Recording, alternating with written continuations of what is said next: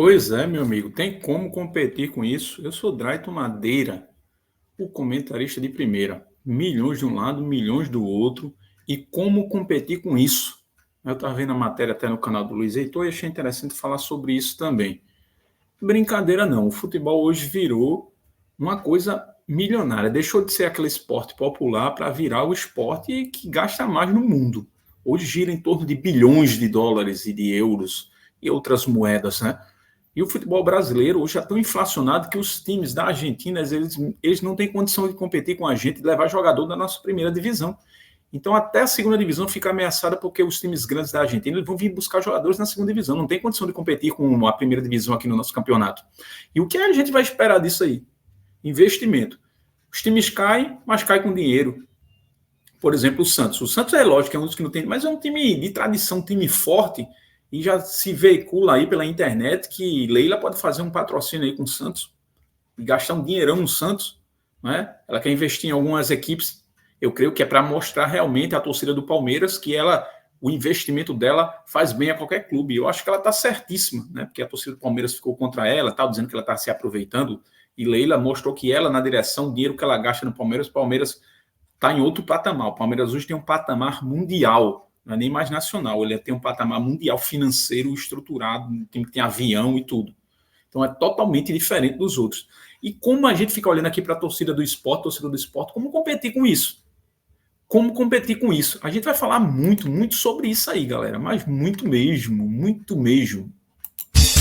Drayton Madeira. Drayton Madeira. Para vocês terem uma ideia, eu vou colocar uma tabela aqui dos times que investiram mais esse ano, que ainda não terminou o ano, é porque a gente já está numa perspectiva muito grande de futebol e o que vem no ano, o que é que vem no próximo ano? A gente fica imaginando isso aí. Como é que vai reagir sua equipe, a minha, essa equipe do Centro-Oeste, essa equipe do Norte? Né? Tem até uma questão de aporte financeiro aí, que a Globo está querendo investir na Libra, comprar o direito da Libra, investir 1,3 bilhões aí para os clubes da Libra. Não sei como vai ser esse dividido. Sempre que a Globo entra, a divisão é deficitária, né? Mais para um, muito mais para outro, não é aquela coisa equilibrada. Então eles já estão querendo intervir nisso aí. E é dinheiro. O Sport, por exemplo, montou um time de 10 milhões para disputar. Mas isso é uma Série B. Você vai ver times descendo aí que vão investir muito mais. O Santos, por exemplo, ele deve, se houver o aporte financeiro lá da Crefisa, no Santos, vai ser muito dinheiro no Santos. Então, como é que concorrer com isso? Tem que gastar. Já passou esse tempo. Se quiser subir esse ano, vai ter que gastar no mínimo 50, 60, 70 milhões para brigar, meu amigo. Porque está muito complicado. Vou botar uma tabelinha para você ver o que é que os clubes gastaram aí. Veja, quanto cada clube gastou. Veja, quando o Flamengo, por exemplo, o Flamengo, 746 milhões. É lógico que não ganhou nada, para você ver que não é só dinheiro, né?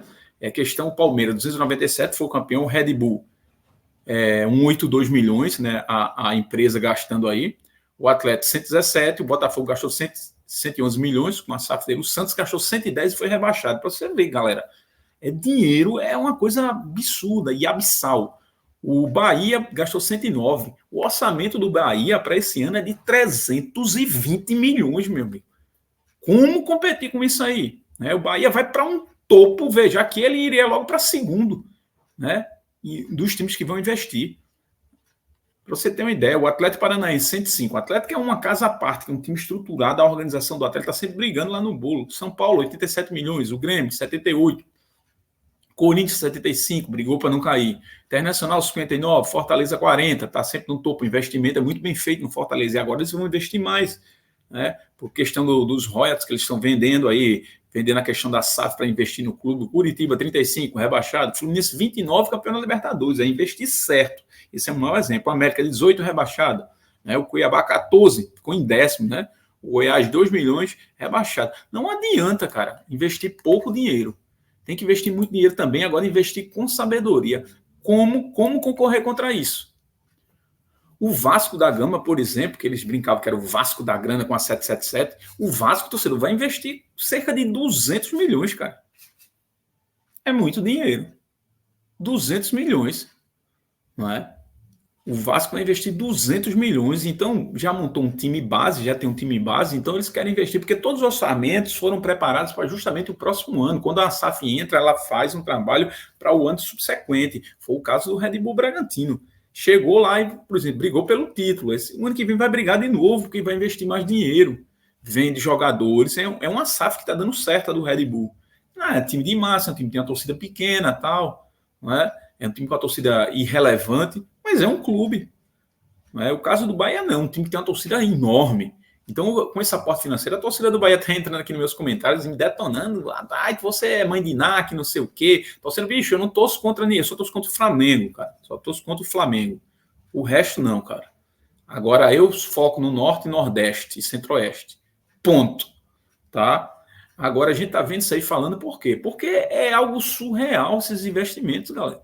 É muito dinheiro. Então, como concorrer com isso? O Sport montou um time com 10 milhões, brigou para subir. Poderia ter subido. Esse ano que vem agora vai ser muito difícil. Muito difícil mesmo. Tá? É uma situação complexa. Então tem que investir pesado. Como é que... Eu vou colocar aqui o do Vasco, para vocês terem uma ideia, falar um pouquinho aí. Veja, com permanência definida, Vasco terá mais de 250 milhões para investir no futebol.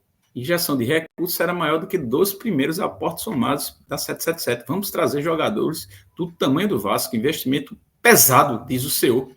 A matéria do Emanuel Ribeiro, Marcelo Baltar e o Tébaro Schmid. Né? Então veja, ó, a permanência do Vasco após a vitória sobre o Red Bull Bragantino, isso é uma matéria antiga, né? O clube final trágico do primeiro com o SAF.